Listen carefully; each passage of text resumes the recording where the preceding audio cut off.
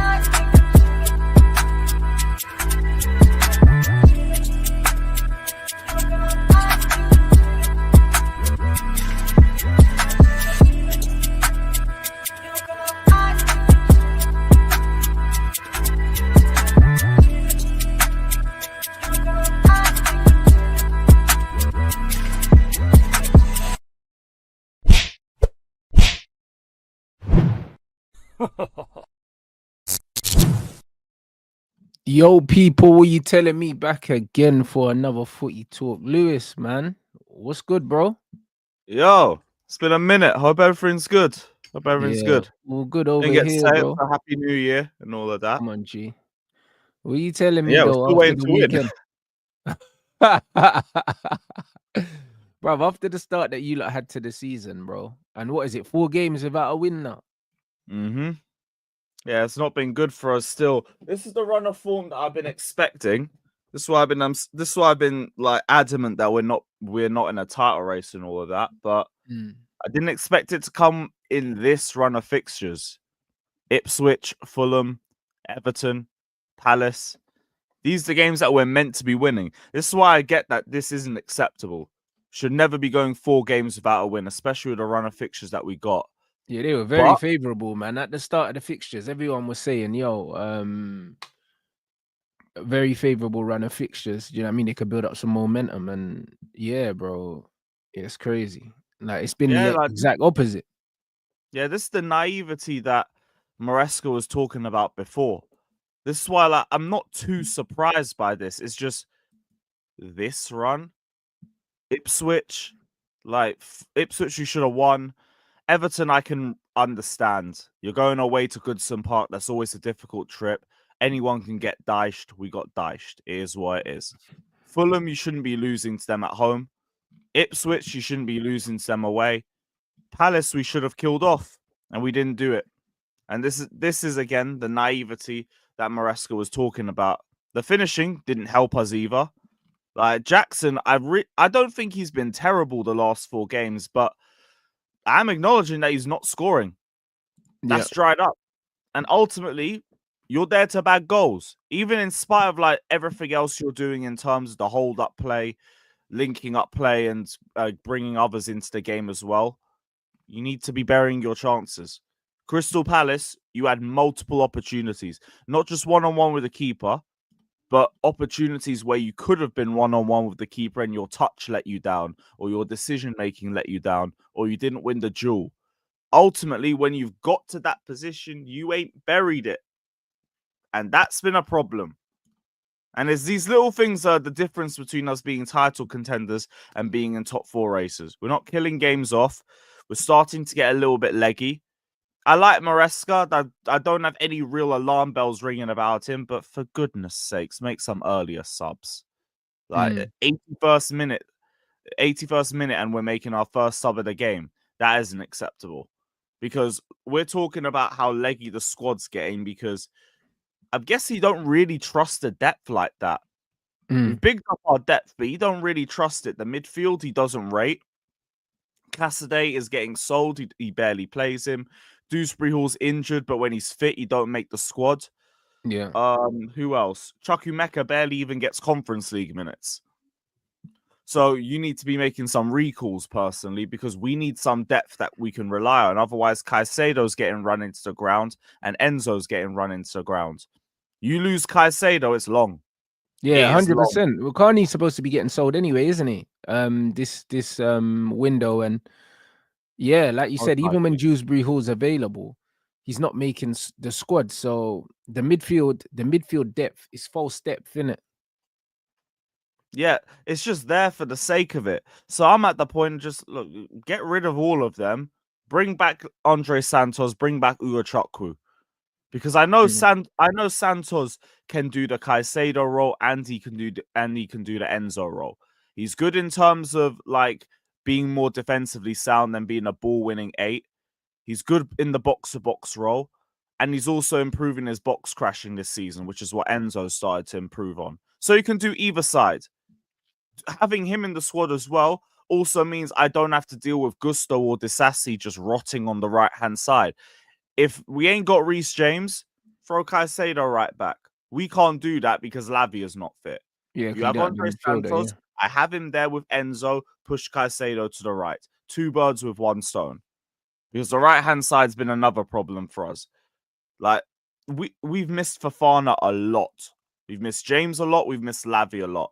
It's also led to something else. Like, a lot of our most important players, injury-prone. Very, very injury-prone. So do you think that's something that you need to almost consider when you're recruiting now? Because as good as Reece James is, can't rely on him.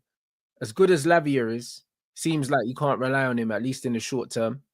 And yeah, those are 2 players that you must. And the same with even Fofana. As good as Fofana is, yeah, he's cooked, bro. Do you know what I'm saying? Like, too many injuries, bro. So you almost need to look past all 3 of them if you want to build a proper squad.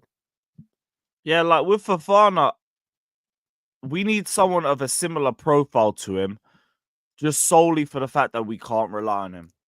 But we haven't got that. And that's been another thing that's kind of impacted us over the last few games, because he's the only one with that recovery pace. You play high up without Fofana, you're a lot more susceptible to transitions. Then when you add the issues that we've had at the right back position, it's even more easier to do it. Then you get to the second half, Caicedo starts getting tired, Enzo starts getting tired, Palmer starts getting tired. The midfield starts becoming a bit more volatile as well. That's why we concede so many goals in the last 15 minutes of matches. And another thing with Maresca, like, why I always see this thing where first half, Palmer's on the right. he's balling, he's cooking, he's doing his thing. Second half, Palmer's on the left, nowhere near as effective. I don't get why this consistently happens. I've noticed this a lot over the last couple games. It's a first half right side, second half left side thing. And it doesn't work. He's getting a bit better on the left. He's just not the same Cole Palmer as he is on the right-hand side. He's a lot more comfortable. He's a lot more of a threat. I don't know why we persist with this. Yeah, but those are my main issues. And in spite of all that, like, I'm not worried about where Chelsea's going and everything. Like, we were bound to be in this sort of situation soon. And like, at least we're seeing what the issues are within our squad. But these things need to be rectified.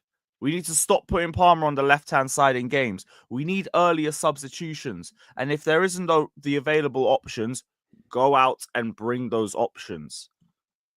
And also like just injury-prone players and all of that. Christmas period has absolutely killed us.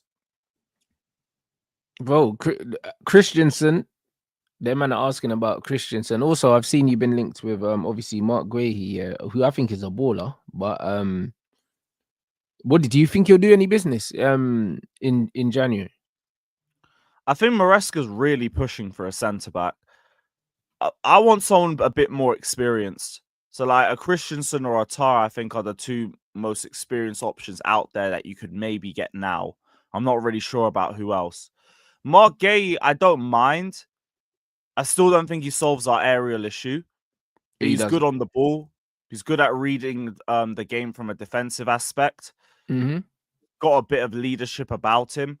Wouldn't be completely against it. I'm just not sure how much of a level raiser he is in terms of the back line. And also, like, there's questions about how much he'd cost, the wages. He can't be joining on 170k a week, not with our wage structure.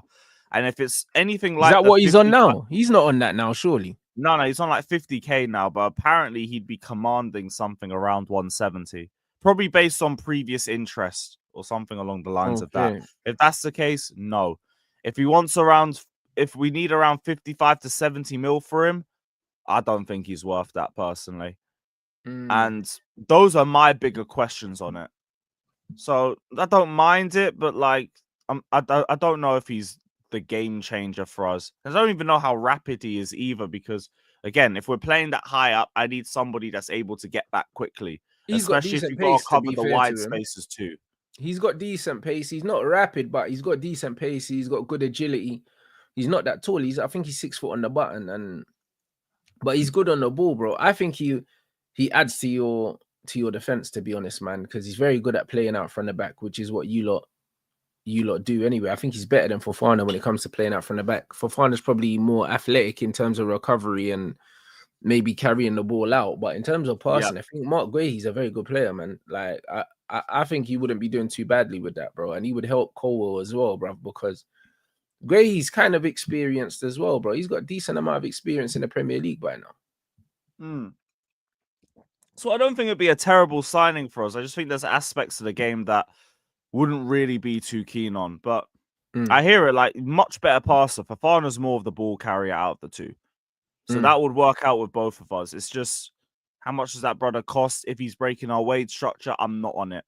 Yeah, but this is the problem with a lot of Crystal Palace players, bro. I said the same thing about Eze. It's like, they're decent players, but it's like, for what they would command, this is the issue.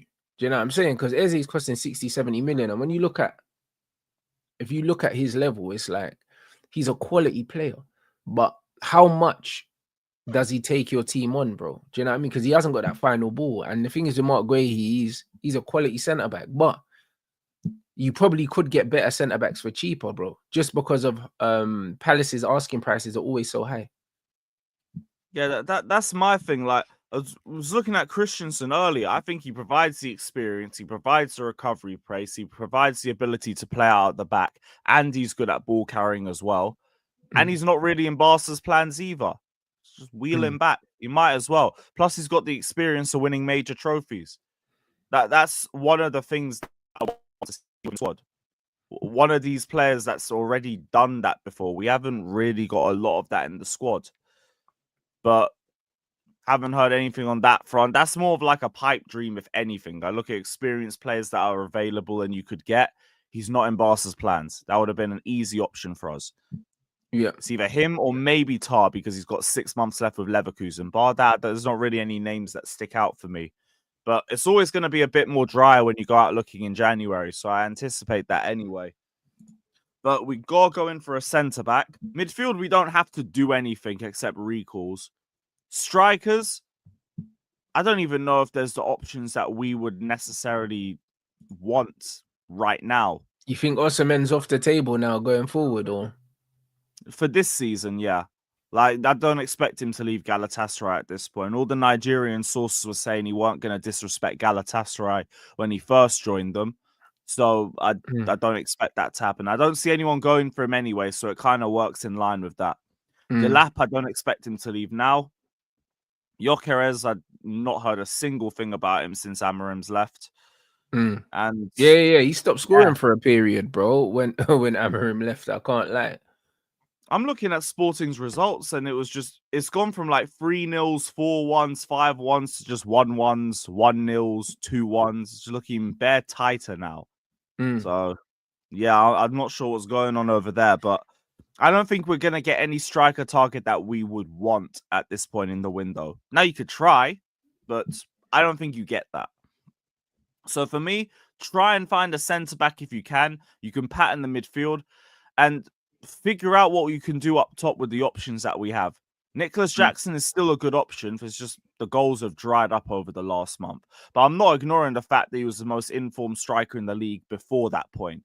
It's just whatever's happened since that Villa game, it's just nuked his goal scoring.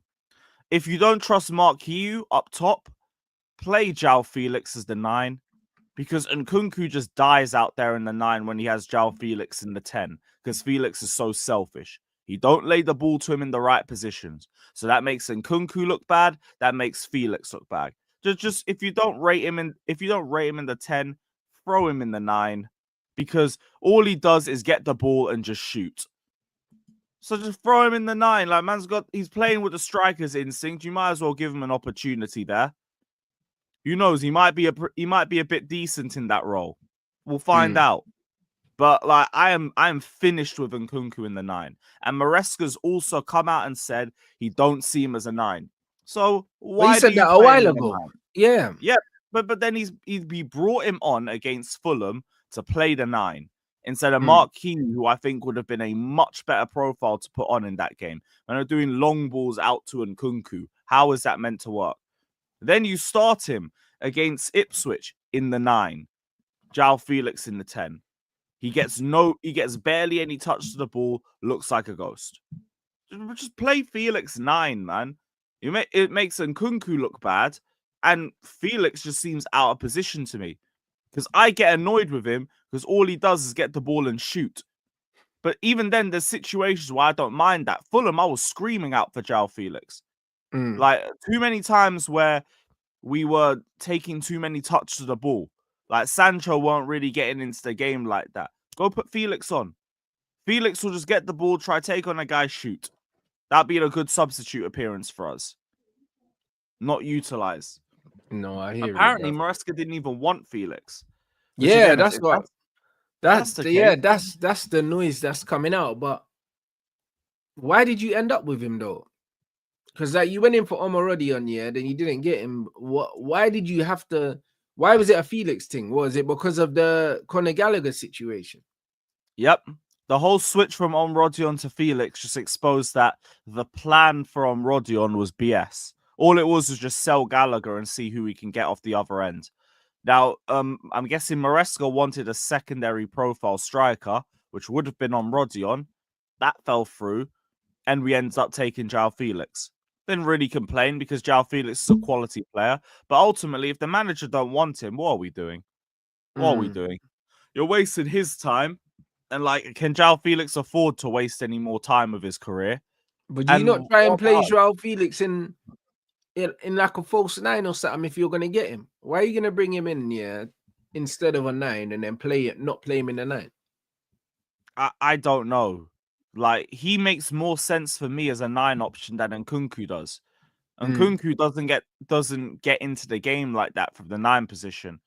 João Felix, every time I see him, he gets the ball, tries to beat a man, shoot.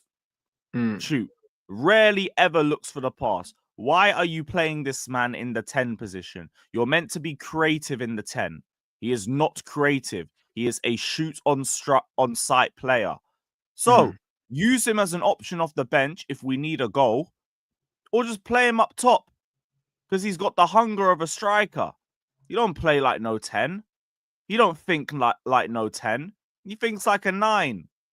So if you don't rate Mark Kiyu, which I can understand a little bit based off his age, fine. Felix as my backup 9. I will back that. Because he will go for goal-scoring opportunities.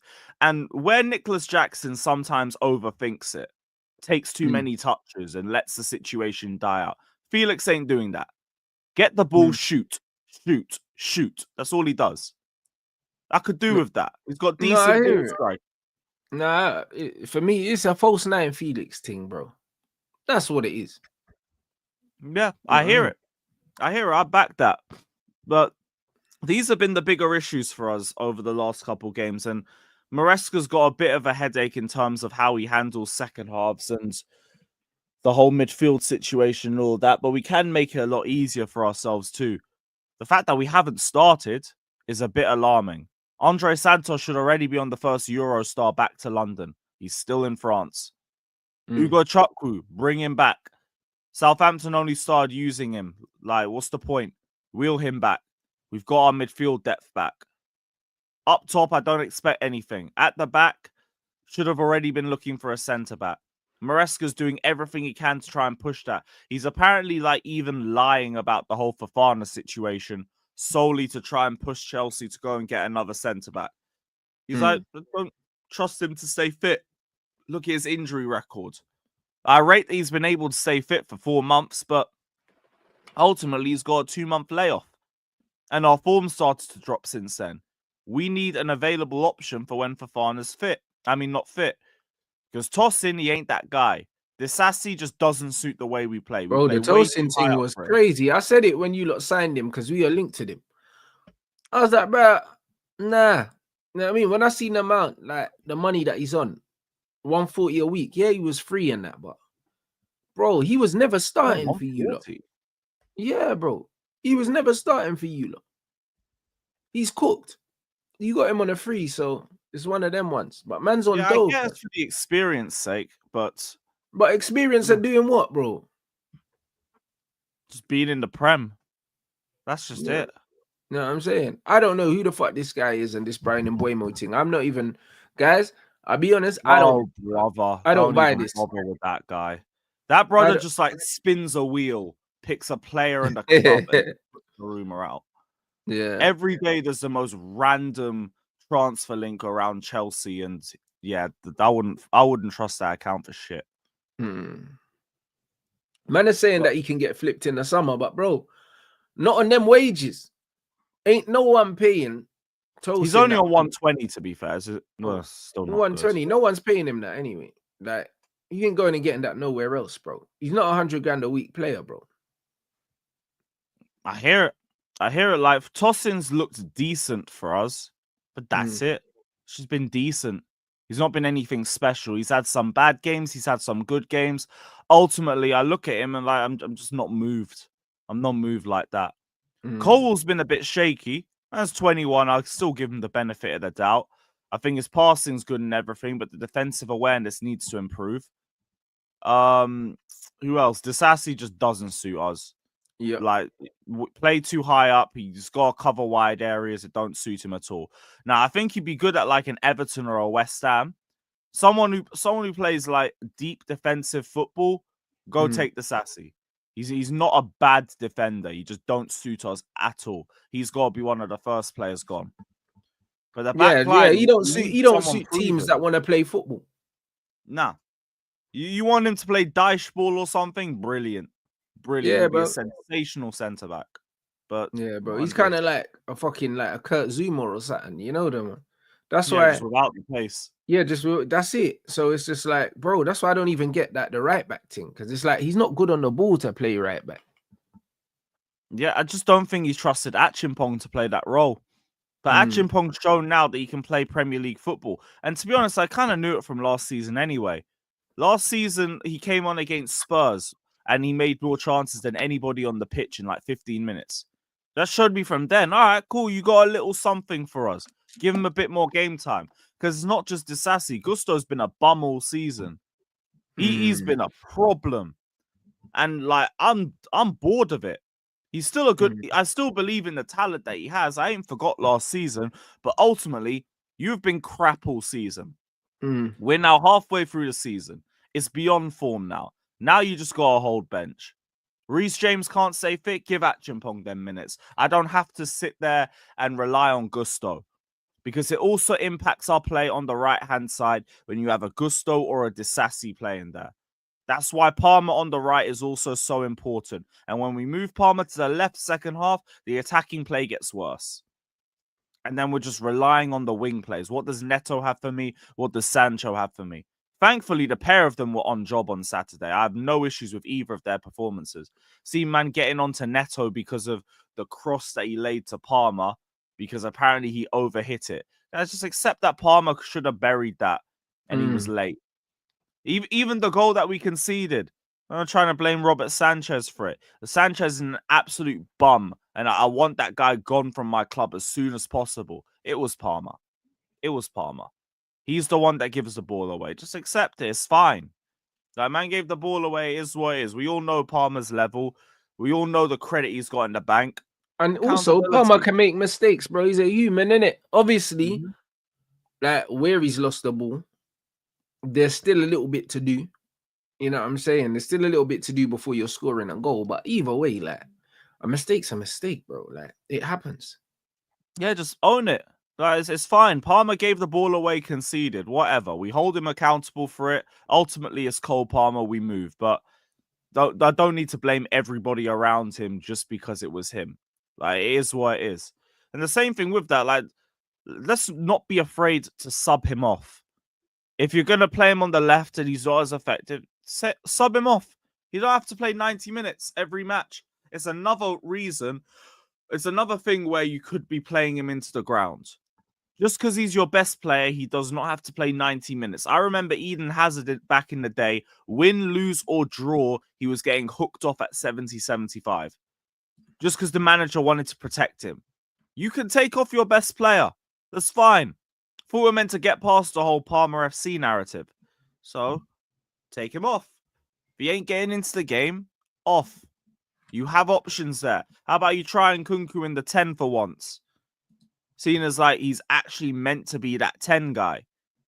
Maybe he'd actually make the most of the spaces in behind Nicholas Jackson. That's usually one of his better roles. But we don't try that. Right now, like, we're in a plateau where we just keep doing the same thing again and again. Yeah, you're in a rut, bro. Like, you know, that's what it is. And United were in a similar one as well, bro. When you're just in a rut, you're in a rut, bro. Do you know what I'm saying? Like that, it gets like that sometimes. Do you know what I'm saying? And I don't know, man. You kind of need your players to get you out of it, bro. Yeah, but we also need the manager to change things up. Of course, but the players still need, bro. Like the last game, I watched the last game, and as much as the manager could have changed things up, yeah, Chelsea had enough chances to put the game to bed in the first half, and they didn't. Do you know what I'm saying? Yep. Like it started really, really well, and then naturally, Palace grew into the game because Chelsea didn't kill them off, but you lot could have killed them off, bro, first half. Yeah, like I only look at Maresca in terms of the late substitutions and just playing Palmer on the left-hand side again. Those are my real issues with him coming out of that. In terms of the initial setup, the way we played, I agree. Like Maresca did enough to get us in the positions to win those games. Jackson didn't finish his chances. Palmer misses the cutback from Neto. And those are the differences between us. Not even just the chances, like the opportunities laid for Jackson where he messes up even getting into those positions. Like Palmer makes an amazing pass to him in the first half, poor first touch. Gets Richards back into position, tackled. Neto makes an amazing cross into Jackson. He doesn't win his duel with the centre-back. Amazing opportunity gone. Then you have the Trivella shot.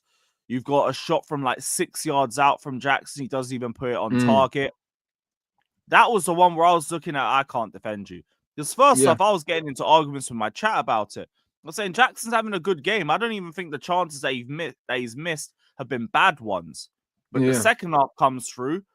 Nah, you got to be burying that one. There's the one where you are 6 yards out and you don't even put it on target. I am not defending that. But this is what I'm saying, bro. And this is what is funny because Cass was trying to argue with me and trying to tell me that about Jackson being clinical and all these things. I was like, brother, when you're not hitting the target, man can't tell me about clinical, fam.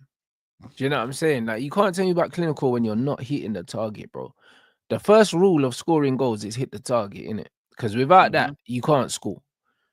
When I'm seeing strikers miss the target from less than 18 yards out, bro, if you're inside the box, you shouldn't really be missing the target, bro. Like, you shouldn't really. Do you know what I'm saying? So it's one of them things, 100%, like, that game, I think Jackson's shooting boots were the difference between you lot winning that game comfortably and drawing, innit? But this is when Chelsea fans are going to say, yeah, cool. Need a proper striker. Those are the moments. Unfortunately, bro. That's how football is, innit? Like, it's always, like, the analysis is always results-based. Like, if he misses those chances and you still win the game, it's different.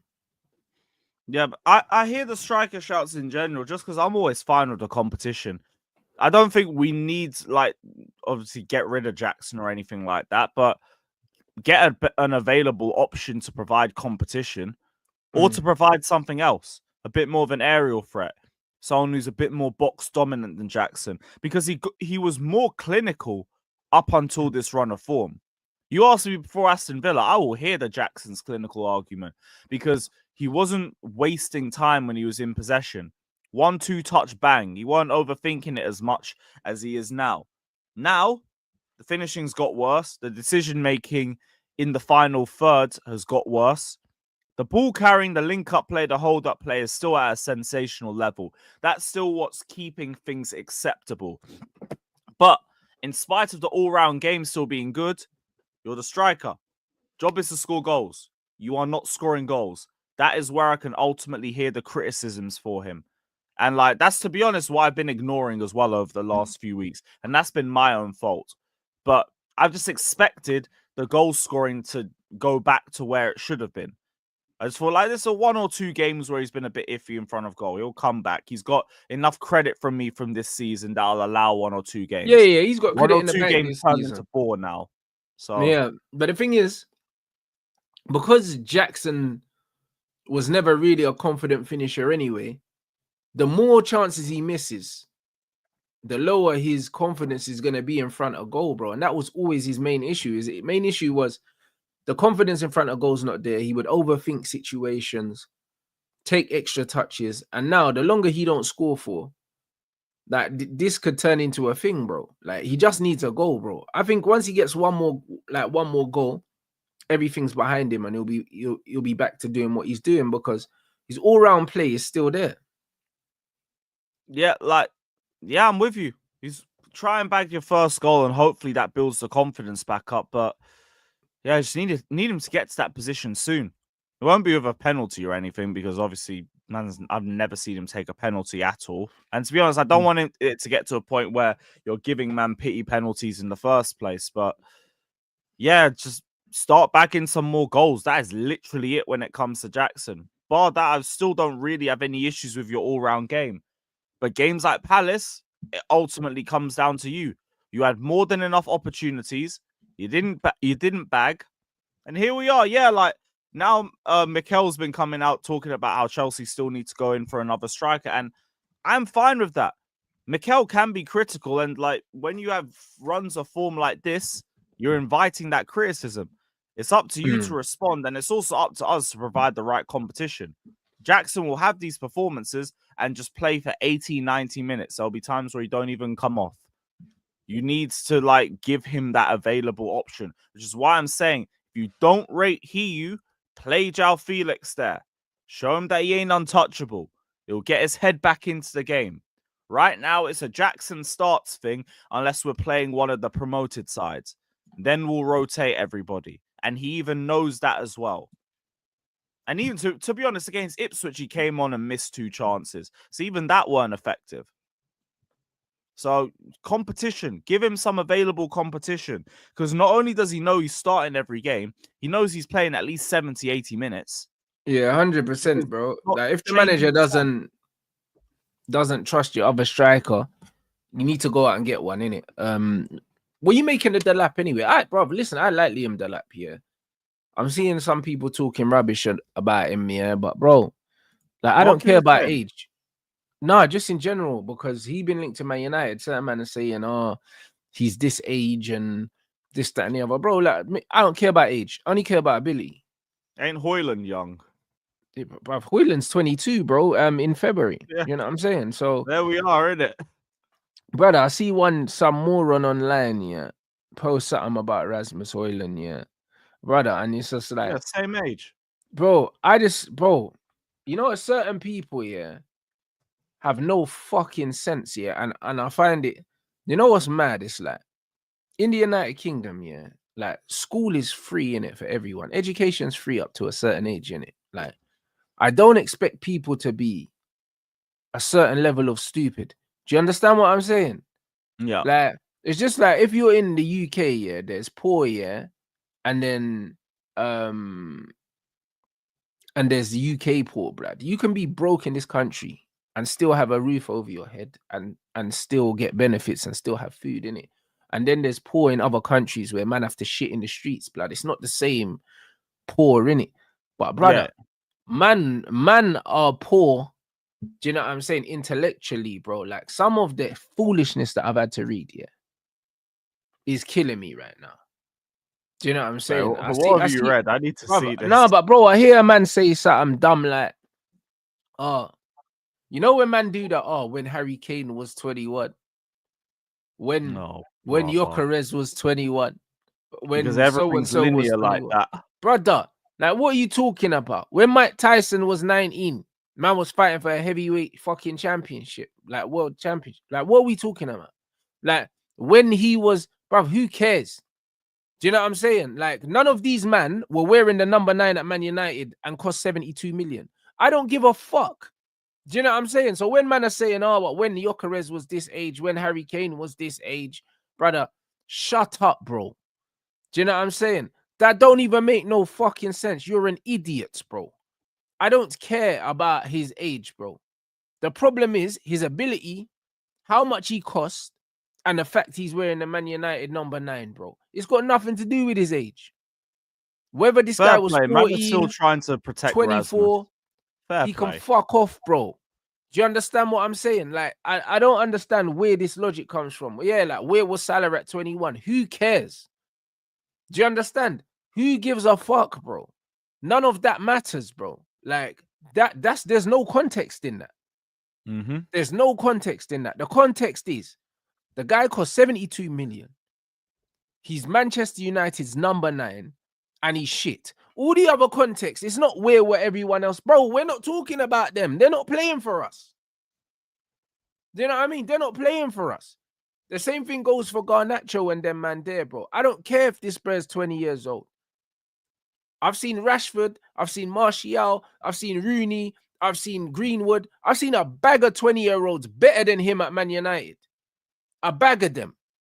Do you understand what I'm saying? So man don't care about this foolishness, bro. It's either you're good or you're not good. It's not about your age. It's not about nothing. It's not even about how much you cost. Because if you're good, no one talks about how much you cost. Like, bro, Isak scoring goals for Newcastle. No one's telling you that he cost 60-something million, bro. He weren't cheap. Mm-hmm. But man don't talk about his price tag because man feel like they're getting their money's worth. So because of that, no one's talking about the price tag. So why are you sitting telling me about Rasmus Højlund's age, bro? The only reason why you're telling me about his age is because he's shit, bro. So there's an excuse, bro. Need a reason for it. Yeah, he ain't in his prime and all of that crap. I hear it. But that's what I'm saying. Where was fucking Mo Salah when he was 20? Shut your mouth, bro. Yeah, because I wanted to see what tweet this was. But man, just be out here chatting shit. Do you know what I'm saying? Højlund is 21 years old. When Gyökeres was his age, he was on loan at Swansea, scoring 0 in 11. Lewandowski scored 8 in 33 for Dortmund. Ibrahimovic was scoring 30 this season at Ajax. This is hilarious. Just because Mbappe and Haaland are freaks doesn't mean everyone else has to be. Most players need time to develop. Most players need time to develop. Propaganda. Develop somewhere else, bruv. Do you know what I'm saying? Develop somewhere else, bro. Since when do you spend 72 million and give the number 9 to a developmental player, bro? Do you know what I'm saying? I don't care if he needs time to develop. That's not the argument. Go fucking develop somewhere else. You don't spend 72 million, yeah, and give the number 9 to a developmental striker, bro. The number 9 is for the main man, bro. The number 9 of your club is the main striker, bro. You don't give the number 9, yeah, to a developmental fucking centre forward, bro. That I mean, if he was wearing the number 39, underneath, he agrees with you. He says he doesn't think he's good enough to lead the line, but then he's just waffling about his level and saying it doesn't mean he can never be. He's got a lot of potential. Potential is like, that's another buzzword, man. Just like, yeah, he's got potential. Potential don't mean shit, bruv, in football. It's what are you doing now? Do you know what I'm saying? A lot of these fans, I think, no, he's got time. Give him 5 years. Do you know what I'm saying? You could potentially get hit by a fucking bus when you leave the house today, bro. Man, don't care about potential. Do you know what I'm saying? Like, what are you doing now? Do you know what I'm saying? Imagine a man chatting shit, yeah, saying that shit, and then saying, yeah, well, actually, I agree, he's not good enough. So why are you making excuses for him then? Fucking donut. Do you know what I'm saying? Like, this is what it is, bro. About being the club's fault. It's like this man's Hoyland's cousin or something. It's not the club's fault, blood. And yeah, it's not the club's fault, yeah, that he's always on the fucking floor, cuz. Yeah, cool. The scouting wasn't good. Yeah, they shouldn't have given him the number 9. They shouldn't have done all these other things. But, bro, how come it's all right, yeah, to make a million excuses for this brother when it's just evident that he's shit, bro? Why does he deserve the excuses? What has he done to deserve the excuses, bro? Like, what is it within you, yeah, that feels like you have to cape for this brother? How come you ain't got the same energy for all the other players? God knows. It's fucking bullshit, mate. God knows. Rasmus Højlund is the worst striker in the league. He don't start for any team in the league, including the relegation teams. He don't start for them. One search. So I typed in Xerxes. He said, I'd like to make a formal apology. When Xerxes joined United, a lot of my mates said he wasn't good enough. I shot them down and told them to give him time. There's a player there, I told them. I was wrong. He's fucking shite. Who said December that? 22nd. Oh, same brother. Same brother. Same brother. Xerxes in his name. Well, there you go. Now put the tweet there and then show these man what he looks like. Oh, you want me to bring up? Yeah, put it up. Put it up. Cool. So yeah, I thought, let me type in Xerxes. Let me see if he got the same energy. Yeah, clearly not. Clearly not. Now click on this guy's display picture. One sec. Oh, brother. Well, there you go. And this is what all them man look like that cape for Rasmus Højlund and try to kick Xerxes, bro. This is what these man look like.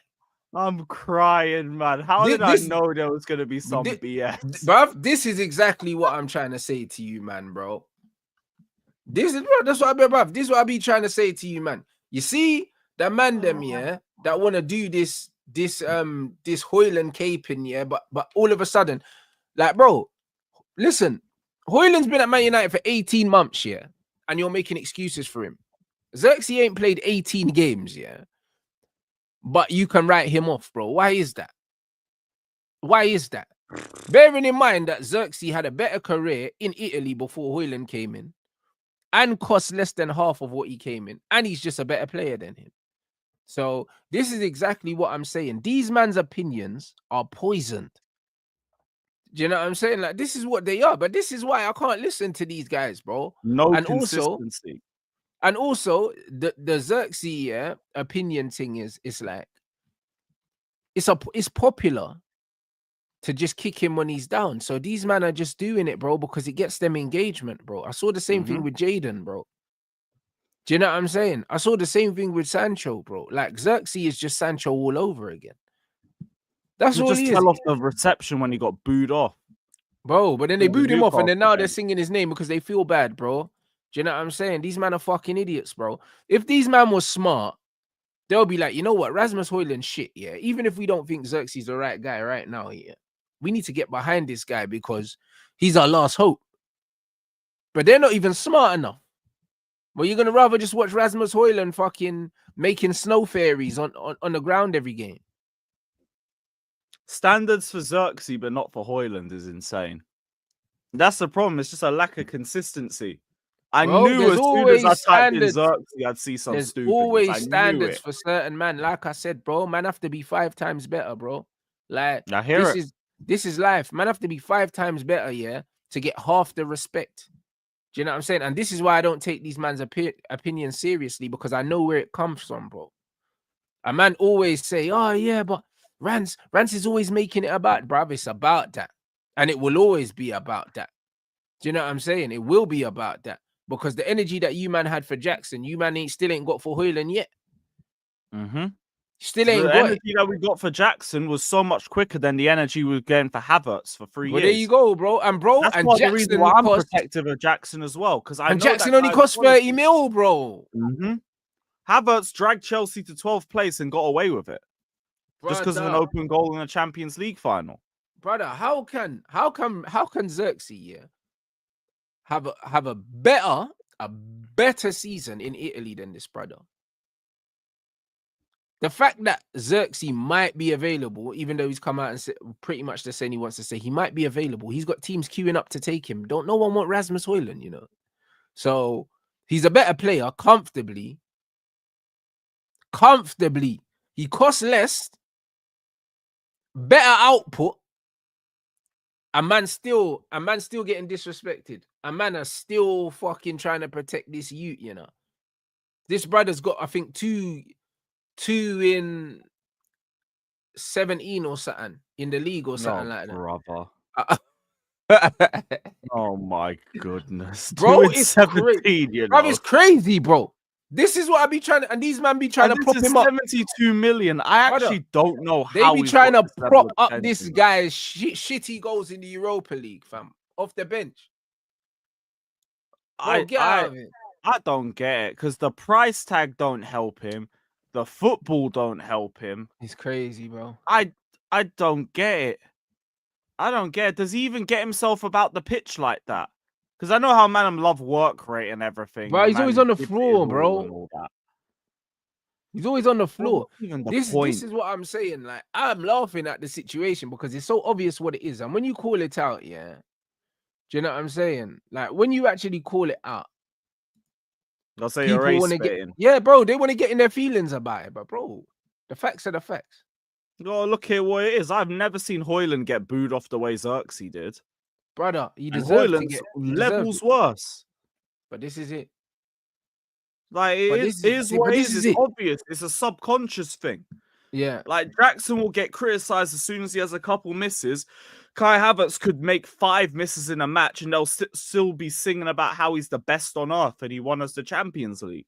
It's the same BS. It's the exact same thing. But this is what I'm saying. And now they're saying, oh, United players are urging Xerxes to stay. The amount of shit Noni gets about his attitude. He ain't got an attitude problem. He's just got crap end product. Yeah, he's just not good. Like, that's it. But man want to talk about attitude. He ain't got an attitude problem. Noni is arrogant. No, he's not. He just ain't got good decision making. Call it what it is. But no, he's got an attitude problem. You see the subconscious BS. He's just not good though. He's just not good, and he thinks he's better than he is. But so does Garnacho. Why don't people say that about him? No, but even then, like, what's his name? Garnacho is way too selfish for his own good. I don't even think that's the case with Noni. Noni's just a bit more of a direct player. There's a difference. Noni's just not good though. No, but Garnacho's direct as well, bro. Well, he's directly shit. Do you know what I'm saying? Yeah. No, I hear that. Noni, I still rate Noni over Garnacho for whatever that. No, Noni is better than him. But what I'm saying is they're both players here that think they're better than they are, innit? And the attitude between towards the two players are not the same. Yeah, Garnacho, like, that shit's more okay with him. With Noni, it's the other way where it's overly critical to a point where even if he's having good games, man are still going at him. Like the Forest match. He was one of our best players. Everyone's criticizing him because he hadn't scored yet. Like, brother, he's been our only threat. He's the Mm. only one that's actually testing the goalkeeper. At least it's him that's doing it. And are still on to him saying, oh, he's too arrogant. Why ain't he releasing the ball quicker? No, look, criticize him when he has a bad game. Like, I am fine with criticizing him when he plays poorly. I don't really think he's been on job for us recently either. But he ain't got no attitude issue. He ain't got no arrogance issue. He's got a decision-making issue. And, like, we'll just call it what it is. That's literally it. Full stop. I'm not sure about Noni, bro. I'll be honest, bro. I think that this guy thinks, I think that this guy thinks he's Iron Robin, bro, and he's not in it. Like, I'll be real. Like, he's got mad confidence, and there's nothing wrong with that. I'll be honest. Yeah, but he got mad confidence. As arrogance. They try and make that as a bad attribute. Bro, even if he is arrogant, bro, even if he is, because he's got mad misplaced confidence. I don't know where it comes from. Even if he is arrogant, there's not really a problem with that, unless you're calling out all players for having arrogance, especially the ones that have misplaced arrogance, because arrogance in footballers is needed, especially in good players. But I like humble players that are not good and know they're not good in it. He's not good and he thinks he's good in it, which is fine. But that's no different to what I'm seeing with Garnacho, bro. I'll be honest, like, Garnacho, he lacks so much self-awareness. Like, even at the end of the season, I mean, not even the end of the season, the end of the year, Ahmad posted a post, basically apologizing to the fans for the first half of the year. This brother's posted a picture of himself with CR7 and that, with the piss gas and that, bro. This guy I still remember him posting that photo of him celebrating the disallowed goal, man. Bro, he doesn't read the room, bro. Like, bro, I swear, like, he's really Homelander, bro. Like, this guy really. Like, man's a baby Homelander, like, bro. Even then, I don't think his arrogance is at the level of like what Noni's doing. I think Noni is just a more selfish player in itself. And even then, decision making's better, final ball's better. I'd assume the GA's at a better level as well. It's just like, it is a bit of a trash v garbage argument in itself too, if we call it what it is. It's just, this trash is better. For whatever that crap's worth. No, I'm still taking Madueke though. I am taking Madueke over him any day. Yeah, it's just that decision making has to improve. Like, I'm with it. Like, you don't rate him, I completely understand. He's got a lot of levels that he needs to go up to. I don't have to do too much defending for him. You're the one that has to show it on the pitch. You gotta get the end product improving. But I hate the arrogant narrative that he gets. Because I can just tell the undertones from it. He'll have a good game. 100%. But bro, but the thing is, it's not even him being arrogant and the undertones. It's the undertones and the fact that if he looks a different way, no one's even mentioning that. You know them ones. Like, people only have a problem with his personality because of what he looks like. This is my point. Do you know what I'm saying? Because there's bare players like Madison and that. Like, they're mad arrogant. You know what I'm saying? I put Mudryk in that. Yeah, bro. Like, mad arrogant. You could tell. Like, and the thing is, it's like he's got that proper cocky personality where, like, he fully believes he's the guy, and he's a baller, and he's allowed to have that. Do you understand what I'm saying? But he's allowed to have that. But when my man does interviews and they're like, oh yeah, but look at his personality. It's nice to see a player show personality and all these other things. But brother, do you know what I mean? And then when it's the Mandem, it's a problem. My thing is, Noddy, literally, Mandem FC, all of that. Bro, just let everyone just be themselves in it, and like them or don't like them in it. But I just don't like. You're right. I don't like the narrative when it's certain man, and when it's not certain man. And that's why you saw the stuff with that Watford player in it. What was Barr disrespectful to the Portsmouth fans? Meanwhile, Jamie Vardy is a shithousing legend. Yeah, Jamie Vardy's a madman. Yeah, you're right. Trust me, black man can't do what Jamie Vardy's been doing to football fans. Like, he'll get match bans for them. Disrespectful. He'll get match bans for that. It's a fact. What's wrong with this guy's attitude? And all of that crap. No, 100%. Vardy, what a shithouser. Yeah, but this is what I've been trying to say to people. Yeah, how things are interpreted. Yeah, it's very, very obvious to me, bro. And when I call it out, I'm the bad guy.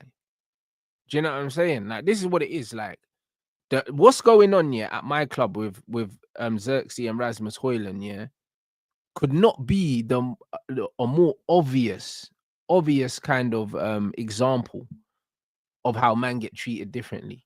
Even though all the stats and everything is in Xerxes' favor, he's still the one getting shit, bro. It makes no sense.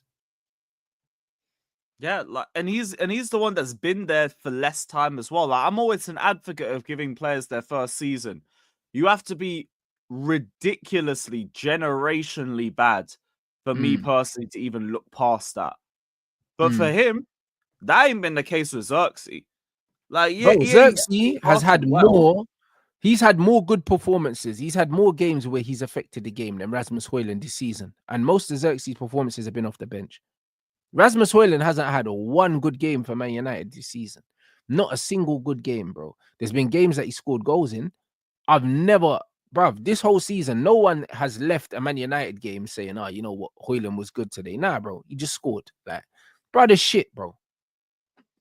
And he still gets this crazy protection. Like, the mad thing, even with our fan base, we weren't doing that with Mudryk. Everyone just accepted that point. Like, you know, this guy ain't doing nothing, man. What do we spend 62 million on?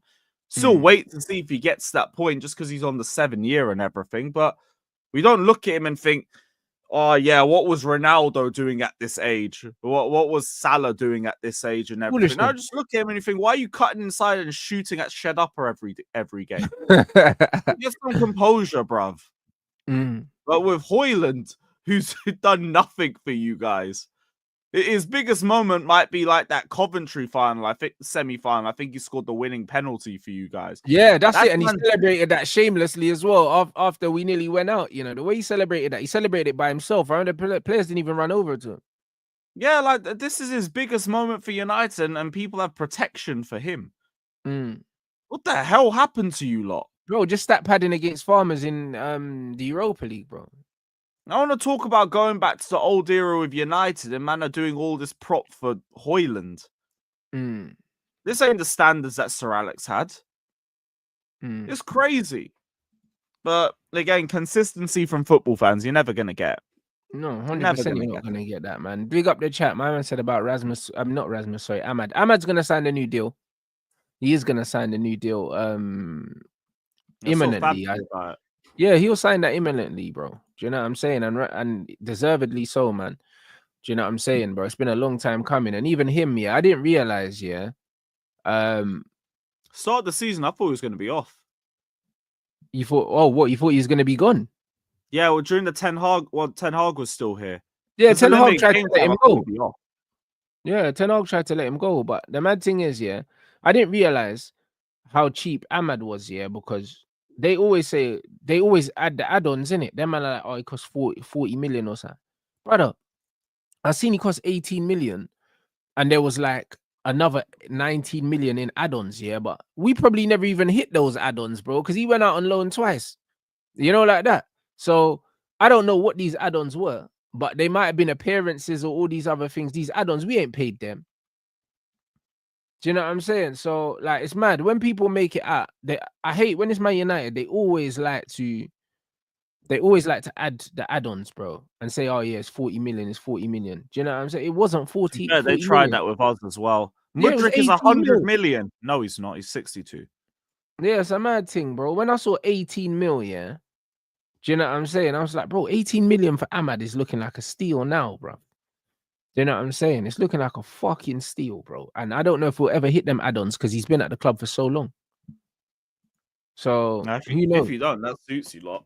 And even if we do, bro, like by the time we hit them, it don't matter. When a man's playing to the level that he's at, who cares how much he costs? Ain't that deep. That's what I mean. That's what we said earlier. When man's playing well, you don't care about the price tag.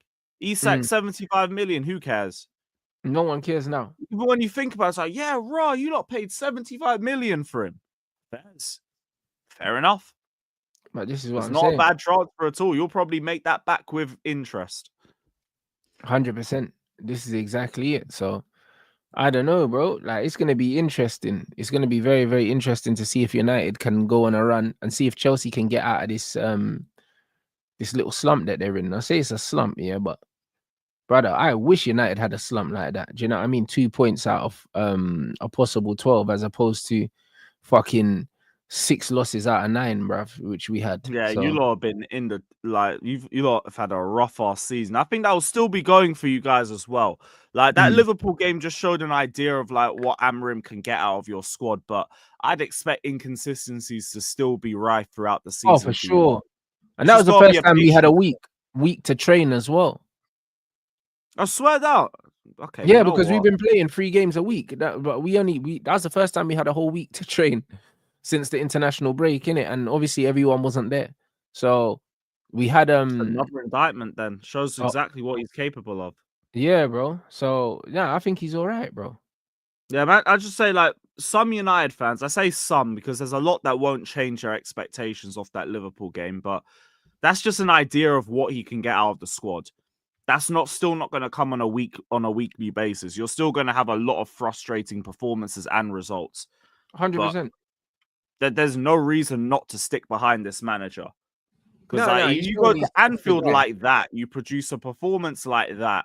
Once you start bringing him his players, boy, But that's what I mean. We got a draw at Anfield and we won at City. Yeah, you know what I mean? both And games people you were not expected to win, even with City's form. that's what I mean. And people are saying, "Oh yeah, City have lost loads." Yeah, but bro, we beat them at their ground, bro. Do you know what I'm saying? So it don't really matter. It's one of them ones where like You you could be still got out to of go there form and and win the still game. go there and lose. Look at West Ham. Yeah. Like Forest, who were in great form, they got bopped off the park there. City still has to go there and be beaten, and you guys did that. You just got like this is the time where it deserves the narrative of give him time, believe in the process and all of that. You gotta do that clear late, clear out, and get rid of half the squad. Be a long ass thing. It'll take you lot a year or two, but Amorim's that guy. Amorim looks like that guy. You just I think gotta he'll get back it him. right. I think he'll Just gotta back him. 100% get it right. Do you know what I mean? So it's just one of them ones. You got Arsenal on the weekend in the cup. I'm looking forward to it, bro. You know what I'm saying? I think we're gonna do them still. I've been telling you lot from the moment the game was announced. Do you know what I'm saying? That we're gonna beat you. And I hope so. and Man. Gunnar was running his mouth, talking all that shit. You know what I'm saying? We're gonna see in it on the weekend. I can't wait, guys. Do you know what I'm saying? I need another trophyless season. You man knocking them out is gonna make for some brilliant media over the weekend. I need that. Bro, Is it home they're or away? playing tonight. They're playing tonight. It's at their gaff. Do you know what I mean? They're playing tonight as well, bro. We got a week off, mate. We'll see you on the weekend. Yeah, I ain't doing a watch along for that. Arsenal Newcastle sounds terrible. It's gonna be complete dross, but you never know. If they lose, it'll be worth it. You know what I'm saying? So, no, I'm saying I'm gonna be there for that tonight as well. Maybe. You know what I'm saying? So, yeah, I'm gonna be watching that Newcastle game today.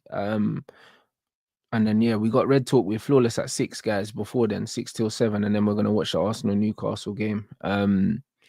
What you got coming up as well, my bro? Let them know, and also you lot make sure you subscribe to Lewis's channel. The link is in the title. What 300 away from 55k as well, or just under 300? Yeah, like we've been doing pretty well over the last month. I'm probably gonna run another transfer video. So I was streaming up until the early morning last night. I was doing the first Raw on Netflix watch along. Oi, bro, listen, I've been seeing on Twitter that looked lit, blood. I can't lie, bro. Bro, it was fucking cinematic, man. Yeah, it looks like crazy. The new era is sensation. The best part is Hogan got booed out of the building, man. That was the best moment of the damn night. I didn't think California was gonna show out like that. But yeah, that was a sick show still. I'm gonna run a transfer video. I might do a hate along. Depends, because I was gonna link up with one of my mates to watch the match. If he ain't about it, I might just fuck it off and just chill. So yeah, keep a lookout, and yeah, big up everybody. Big up. It's been great. So I'm saying, people. So yo, big up everyone inside. Redirect over to Rants and Gunner, people. And yeah, man, I'll see you guys in there. Make sure you hit a Rants raid in his chat, and make sure you smash a like on this stream.